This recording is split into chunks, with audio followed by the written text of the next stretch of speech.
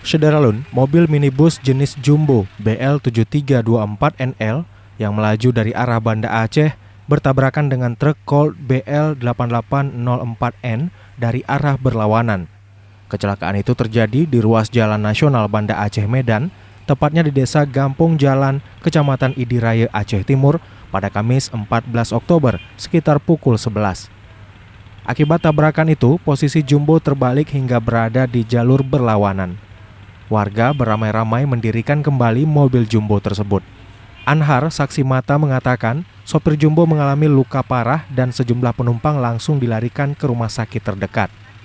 Menurut Anhar, diduga minibus Jumbo ini dalam perjalanan membawa rombongan karena penumpang dominan perempuan dan anak-anak.